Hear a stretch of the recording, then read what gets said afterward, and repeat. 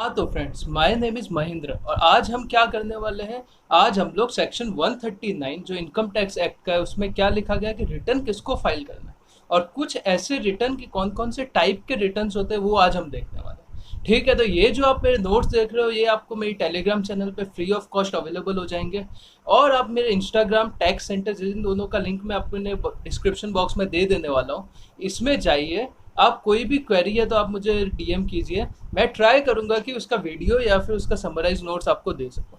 ठीक है, तो 139(1) सेक्शन की रिटर्न किसको फाइल करना है। तो रिटर्न किसको फाइल करना है, पहला कंपनी या पार्टनरशिप फर्म को कंपलसरी ही रिटर्न फाइल करना है, भले ही उनका इनकम 0 हो, 1 हो, 2 रुपया हो, लॉस हो, तो भी रिटर्न कंपलसरी फाइल करना है। पार्टनरशिप फर्म जहां जहां आएगा इनकम टैक्स एक्ट में, साथ में एलएलपी भी आएगा। एलएलपी और पार्टनरशिप फर्म साथ में आता है। ठीक है, तो एलएलपी, बट एक एक्सेप्शन है कि जहाँ वो प्रिजम्पटिव बेसिस का टैक्सेशन आता है 4480, वहाँ पे एलएलपी का अलग रोल है, पार्टनरशिप का अलग रोल है, वो आपने पढ़ा रहेगा। तो पहला पॉइंट अपना ये हो गया कि कंपनी और पार्टनरशिप फर्म को कंपलसरी रिटर्न पाएंगे। दूसरा, जो इसके अलावा जो एसएससी है, जिनका ग्रॉस टोटल इनकम, जो जीटीआई अपना होता है, जो अपन पांचों हेड को टोटल इनकम ऐड करके जो अपना जीटीआई आता है, बिफोर क्या, चैप्टर 6 के डिडक्शन, चैप्टर 6 है जिसमें क्या आते हैं अपने ये एल आई एटीसी एटीडी वगैरह, और कैपिटल गेन के जो एग्जेम्पशन है, कौन सा, 54 बी, 54 डी, 54 ई सी, 54 जी, 54 जी ए, जीबी, ये सारे ई नहीं है।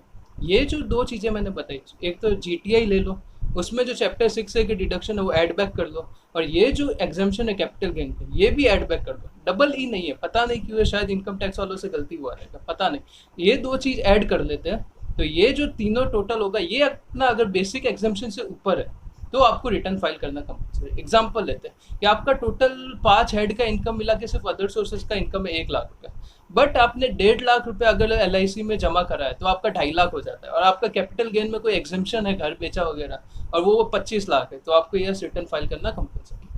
ठीक है, तो दो पॉइंट हम लोग ने देखे। पहला क्या था, company partnership form compulsory return filing, कुछ फर्क नहीं पड़ता कितना इनकम है। दूसरा अपना अदर एसएससी के लिए क्या देखने का है, अदर एसएससी के लिए देखना है कि जो जीटीआई है उसमें दो चीज़ ऐड करनी है, चैप्टर 6 से डिडक्शन ऐड करने और दूसरा 54 सीरीज की एग्जामेशन ऐड करनी है। वो जो आता है वो अगर बेसिक एग्जामेशन से ज़्यादा है तो रिटर्न फाइल करना है, नहीं तो नहीं करना है। तीसरा जो इंपॉर्टेंट है, जो फिनांस एक्ट 2019 का अमेंडमेंट है, वो क्या है, उसमें ये 3 नई कंडीशन डाली है कि रिटर्न आपको कब फाइल करना है। 3 क्या है, पहली है कि अगर आप अपने करंट अकाउंट में, बैंक के करंट अकाउंट में, चाहे कोऑपरेटिव बैंक हो या नॉर्मल बैंक हो, फर्क नहीं पड़ता, 1 करोड़ रुपए से ज़्यादा पूरे साल में ऑन एन एग्रीगेट जमा कराते हो, 1 करोड़ से ज़्यादा करंट अकाउंट में या कोऑपरेटिव बैंक या नॉर्मल बैंक जमा कराते हो तो आपको रिटर्न फाइल करना है, 1 करोड़ से ज़्यादा। दूसरा, अगर आप फॉरेन ट्रैवल कर रहे हो, फॉरेन ट्रैवल में या तो खुद पे या किसी और पे 2 लाख रुपए से ज़्यादा खर्चा करते हो तो आपको रिटर्न फाइल करना कंपल्सरी। तीसरा, इलेक्ट्रिसिटी एक्सपेंस, जो इलेक्ट्रिसिटी बिल का पेमेंट कर रहे हो, अगर 1 लाख से ज़्यादा है तो आपको रिटर्न फाइल करना कंपल्सरी। कौन सी 3 नई, निर्मला सीतारमन जी ने बजट, ये लास्ट टाइम आपने को ये नई 3 कंडीशन दी थी रिटर्न फाइल करने के लिए। पहला है करंट अकाउंट 1 करोड़ से ज़्यादा, दूसरा फॉरेन एक्सपेंस 2 लाख से ज़्यादा, और तीसरा इलेक्ट्रिसिटी एक्सपेंस 1 लाख से ज़्यादा। अभी तक 3 पॉइंट पढ़े। पहला, company partnership mandatory. Second part कौन सा आता है, अगर 2.5 लाख से ज़्यादा जीटीआई प्लस चैप्टर 6 का डिडक्शन प्लस 54 के कैपिटल गेन के एग्जाम्पशन, ज़्यादा 2.5 लाख से ज़्यादा है तो बेसिक एग्जाम्पशन से ज़्यादा, सीनियर सिटीजन वाले केस में वो 3 लाख हो जाएगा जो आपको पता है। और थर्ड केस अपना ये 3 नई कंडीशन सॉरी। तो अब भी अपना एक और कंडीशन आता है कि अगर कोई रेसिडेंट है, और रेसिडेंट प्लस ऑर्डिनरी रेसिडेंट, जैसे आपको पता है एक रेसिडेंट, नॉन ऑर्डिनरी रेसिडेंट होता है, रेसिडेंट ऑर्डिनरी, जो रेसिडेंट एंड ऑर्डिनरी रेसिडेंट है, अगर वो बेनिफिशियल ओनर है पहला, या दूसरा बेनिफिशियरी है। बेनिफिशियरी का मतलब क्या होता है, बेनिफिशियरी का मतलब कोई और पैसा दे रहा है और उसका बेनिफिट आप ले रहे हो। बेनिफिशियल ओनर का मतलब क्या होता है, पैसा कोई और दे रहा है, बेनिफिट आप भी ले रहे हो या कोई और भी ले सकता है, या आज भी ले सकता है या कल भी ले सकता है। ठीक है, या बेनिफिशियरी हो या बेनिफिशियल ओनर हो, और आपका फॉरेन में, आउटसाइड इंडिया, या तो फिनेंशियल असेट है। ठीक है, बेनिफिशियल ओनर की बात करो, बेनिफिशियल ओनर का या तो फिर फिनेंशियल एसेट है। फिनेंशियल एसेट मतलब घर है, बंगलो है वगैरह, या फिनेंशियल इंटरेस्ट है। फिनेंशियल इंटरेस्ट मतलब क्या, बैंक अकाउंट है, या तीसरा कोई साइनिंग अथॉरिटी चलता है। ये तीन केस अगर बेनिफिशियल ओनर के केस में, बेनिफिशियल ओनर है, रेजिडेंट एंड ऑर्डिनरी रेजिडेंट है जिसका फॉरेन में या तो फिनेंशियल इंटरेस्ट है, फिनेंशियल असेट है, या फिर तीसरा साइनिंग अथॉरिटी है, तो उसको रिटर्न फाइल करना कंपलसरी है। और बेनिफिशियरी के केस में जो लास्ट था साइनिंग अथॉरिटी, वो अगर वो नहीं, बस financial asset with financial interest है अगर बाहर, तो रिटर्न फाइलिंग करना कंपलसरी। होप सो आपको समझा रहेगा अभी तक कि किस केस को रिटर्न फाइल करना कंपलसरी। ये जो बेनिफिशियल ओनर या बेनिफिशियरी के केस में मैंने बताया, अगर जो बेनिफिट दे रहा है अगर वो अपने रिटर्न में अपनी वो इनकम बता देता है तो इसको रिटर्न फाइल करना नहीं जरूरी है। तो अभी तक हमने क्या देखा रिटर्न फाइल करने के केस में किस किस को जरूरी है। पहला, कंपनी पार्टनरशिप डन।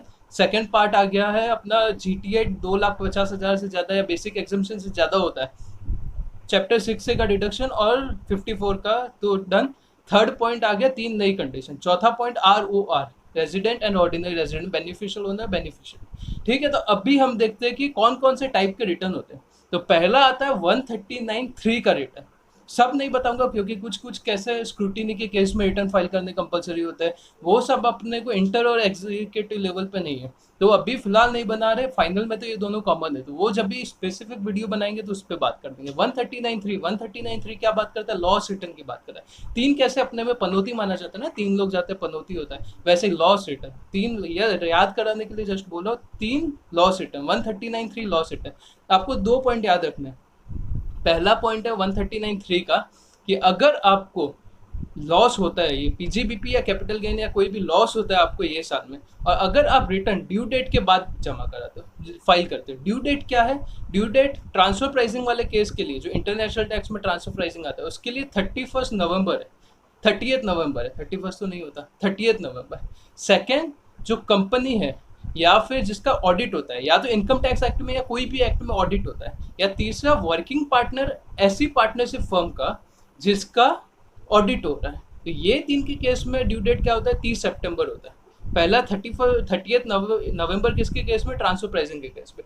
30 सितंबर किसके केस में, या तो कंपनी या जिसका ऑडिट होता है, या तीसरा ऐसा वर्किंग पार्टनर जिसका पार्टनरशिप फर्म का ऑडिट होता है, तो उसका क्या आएगा ड्यू डेट, ड्यू डेट आएगा 30 सितंबर। और जो बचे कुछ अपने जैसे लोग हैं उनका ड्यू डेट 30 जुलाई।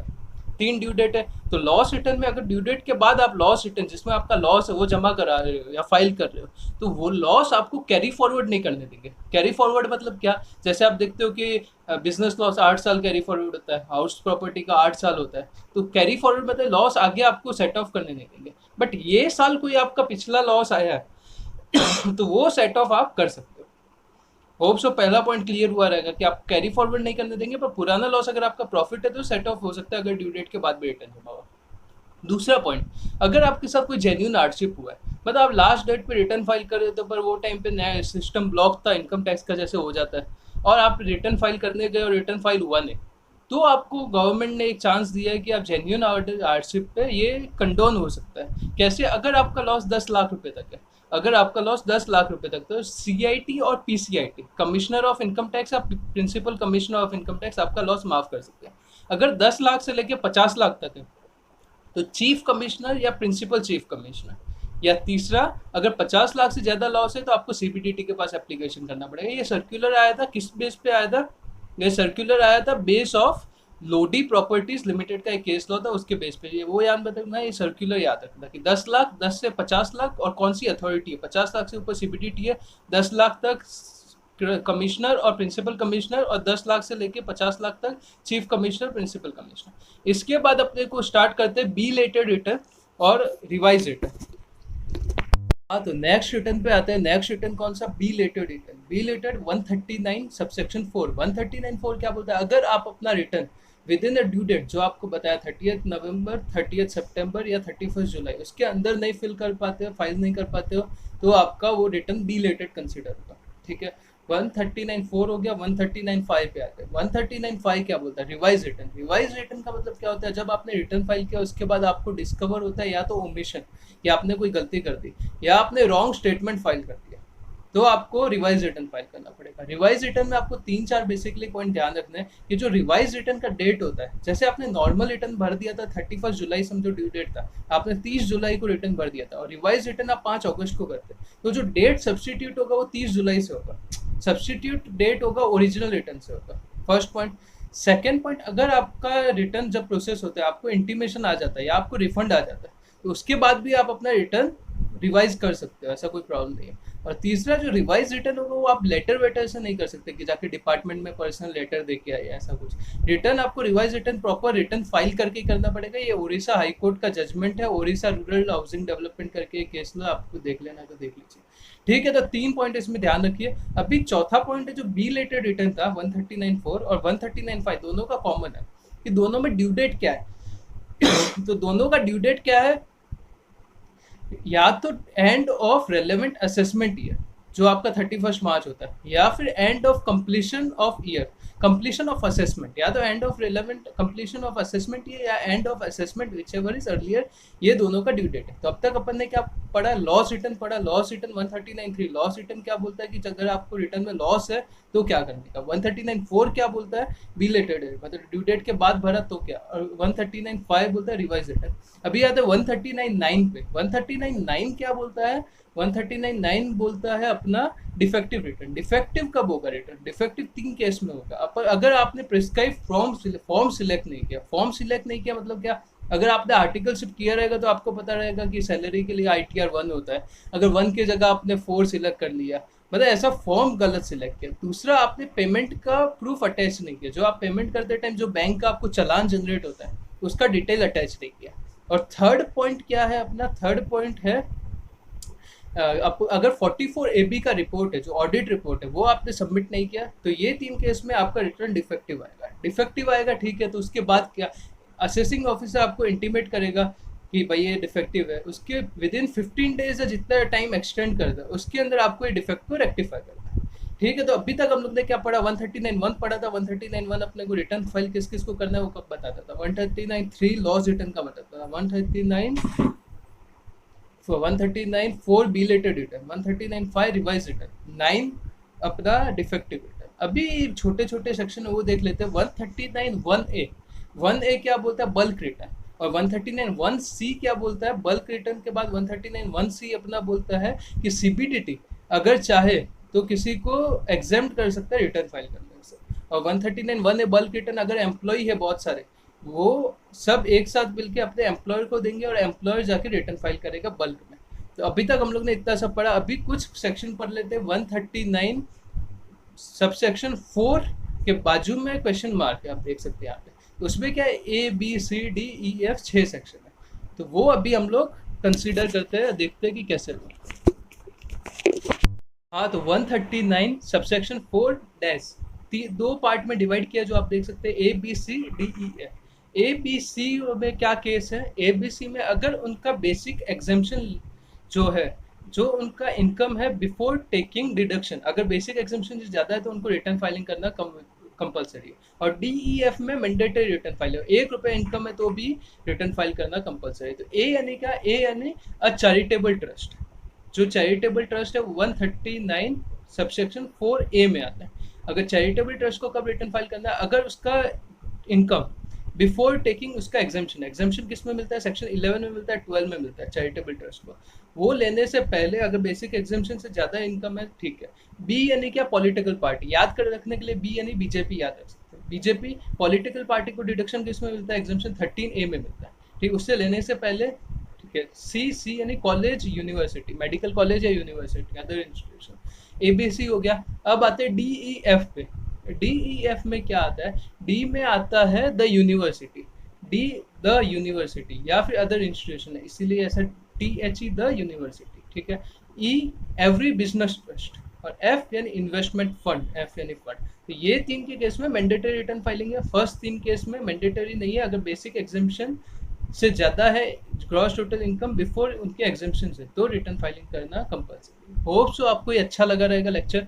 आप लेक्चर तो नहीं है, एज अ फ्रेंड कन्वर्सेशन समझ लीजिए कि आप फटाफट एक बार 10-12 मिनट देख लीजिए, आपका पूरा चैप्टर खत्म।